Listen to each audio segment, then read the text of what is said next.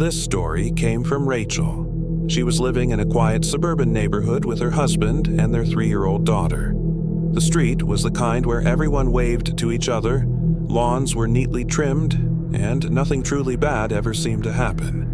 Rachel loved it there because it felt safe, at least until one summer evening. Her husband was away on a business trip, so she was home alone with her daughter. Around 9 p.m., she tucked the little girl into bed, turned on the baby monitor, and sat in the living room scrolling on her phone with the TV humming softly in the background. The night was calm and still until a knock sounded at the front door. At first, Rachel thought it might be a neighbor, but when she checked the peephole, she didn't recognize the man standing there. He was in his late 30s, maybe early 40s, wearing jeans and a plain sweatshirt. His posture was relaxed, too relaxed, with one hand resting against the doorframe like he belonged there. "Sorry to bother you," he said when she didn't open the door. "I'm looking for someone. Do you know if a Mark lives here?" Rachel shook her head behind the door, her voice tight. "No, sorry, no one by that name." The man nodded, but instead of leaving, he leaned closer, squinting at the numbers on the house. "You sure? I was told he lives right here." Her unease grew. "I'm sure. You've got the wrong house." There was a pause, and then his tone shifted, softer, almost coaxing. "Well, can I just step inside a second? It's getting chilly out." Rachel's stomach twisted. Every instinct screamed at her to say no. She raised her voice, firm this time. "I can't let you in. Please leave." The man's smile faltered, replaced by a blank stare. For several long seconds, he just stood there, unmoving, eyes fixed on the peephole. Rachel felt frozen in place, her hand trembling against the lock. Then he whispered something she couldn't quite hear, too low and muffled, and slowly, deliberately, tried the handle. Her pulse spiked. She backed away, grabbing her phone and dialing 911 with shaking fingers. She explained in a rush that a strange man was at her door, refusing to leave. The dispatcher stayed on the line, telling her to stay calm and keep the door locked until officers arrived. Meanwhile, the man didn't stop. He tapped the glass of the window next to the door, peering in as though he could catch a glimpse of her. "I just need to come inside for a minute," he murmured, louder now. "I won't stay long." Rachel's daughter stirred upstairs, her faint cries carrying through the monitor. The sound made her heart ache, but she was too afraid to move from the door. What if he tried to force his way in the moment she turned her back? The dispatcher reassured her that help was on the way. Rachel clutched the phone to her ear, staring as the stranger's hand lingered on the glass. Then, suddenly, headlights swept across the street as a patrol car pulled up. The man's expression shifted in an instant. He backed away from the window, muttered something under his breath, and jogged down the driveway into the shadows. By the time the officers reached the door, he was gone. They searched the neighborhood but never found him. The only trace left behind was the faint smudge of his handprint on the glass pane by the door.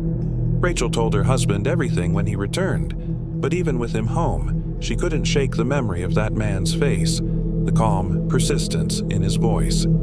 He hadn't come to the wrong house. He had come to hers.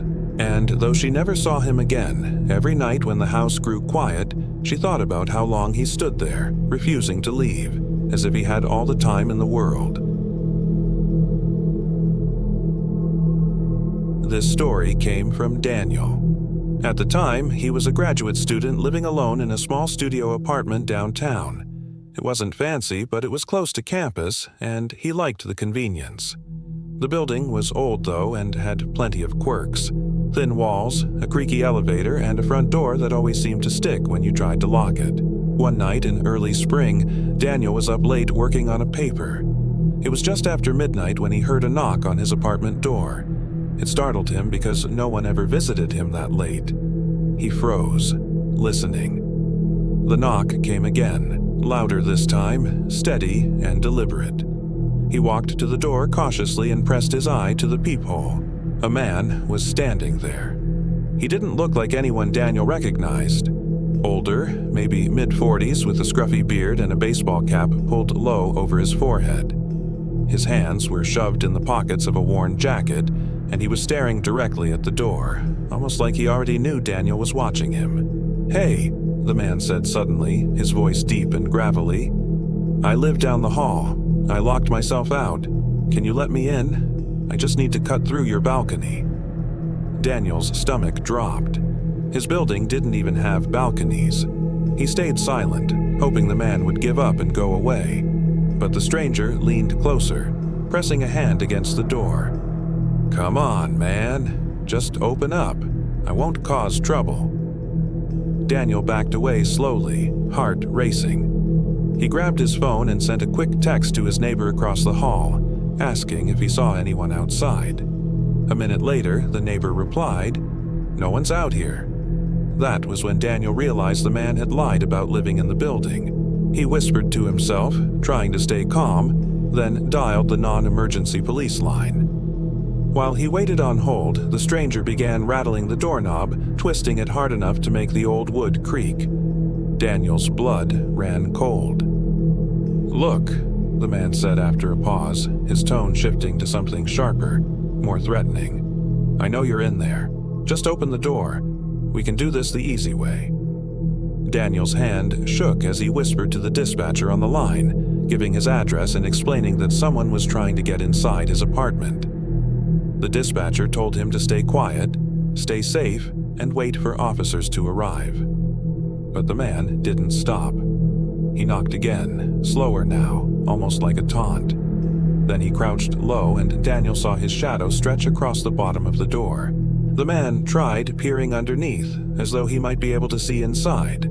Daniel clutched a heavy book like it was a weapon, even though he knew it wouldn't help. Minutes felt like hours. Finally, distant footsteps echoed in the hallway, followed by the sound of radios. The man cursed under his breath and bolted, his footsteps pounding down the stairwell. By the time the officers arrived at Daniel's door, the stranger was gone. The police did a sweep of the area but never found him. They told Daniel it was probably just a trespasser looking for an easy score. But Daniel couldn't shake the way the man spoke, the way he insisted he knew he was inside. It didn't feel like a random attempt. It felt targeted. For weeks afterward, Daniel avoided being alone in his apartment after dark.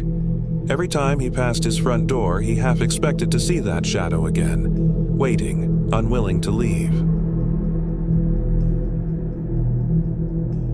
This story came from Allison. She was 23 at the time, living with her roommate Mia in a modest two-bedroom apartment on the edge of town. The complex wasn't bad, but it wasn't great either. Thin walls, flickering hallway lights, and a general sense that no one really knew their neighbors. For the most part, it felt safe enough. Still, Allison always hated being there alone at night, especially because Mia's overnight shifts at the hospital left her with plenty of quiet evenings to herself. On one of those nights, a Friday in early fall, Allison settled in with a blanket, a bowl of popcorn, and a true crime documentary playing on the TV. She just started to unwind when a sharp knock came at the door.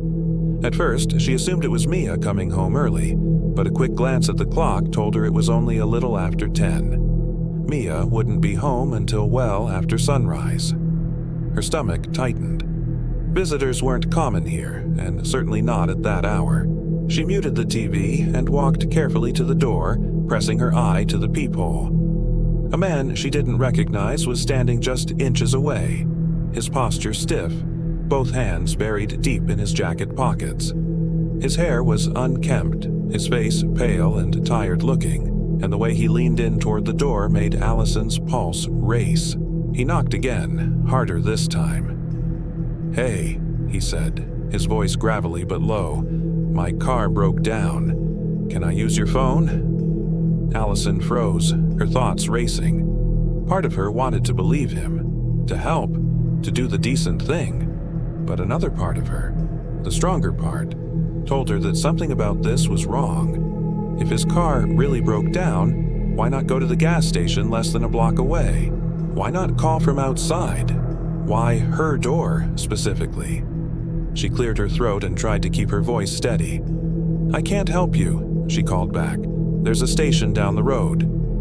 There was silence for a moment. Then the man exhaled loudly like he was annoyed. "Come on, just for a minute. It's freezing out here. Just open the door." Her heart slammed against her ribs.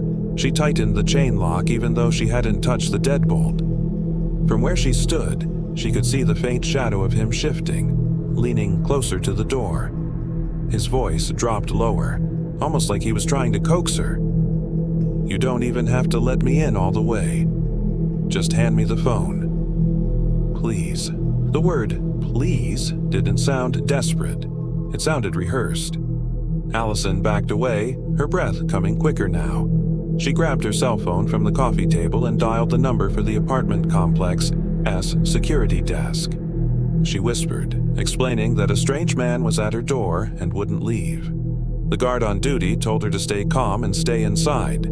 He'd be there in a few minutes. Meanwhile, the knocking continued. Sometimes it was a light, steady tapping. Other times a loud, impatient pound that echoed through the apartment.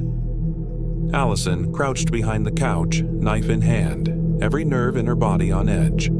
She could hear him muttering to himself, though the words were muffled. Once she thought she caught him whispering, "I know you're in there." Minutes crawled by. The man shifted again, and suddenly his shadow blocked out the peephole completely. Allison held her breath, praying he couldn't hear how loud her heart was beating. Then, as quickly as it had started, the knocking stopped. She waited, straining her ears, but the silence felt even heavier. Just when she thought he might have left, there was a scraping sound, like a fingernail dragging lightly down the door. Allison clamped a hand over her mouth to keep from crying out. Finally, mercifully, the sound of footsteps echoed in the hallway. A new voice called out, deep and authoritative. It was the security guard. He shouted for the man to move along.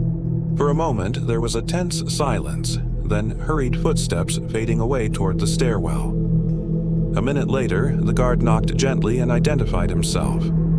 When Allison cracked the door open, he told her the man had taken off before he could catch him. He'd searched the area, but chances were the stranger was already gone. Allison thanked him, but even after he left, she couldn't shake the feeling that the man hadn't gone far. She double-locked the door, shoved a chair under the knob, and left every light in the apartment on until sunrise. Mia came home the next morning to find Allison still awake, bleary-eyed and shaken. She told her everything, and Mia tried to reassure her that it was just some drifter looking for help. But Allison couldn't believe that. The way the man lingered, the way he tested the handle, the way he wouldn't leave, none of that felt random. And though she never saw him again, Allison swears that for weeks afterward, every time she walked down that hallway, she could feel eyes on her. Like somewhere, just out of sight, the stranger was still waiting,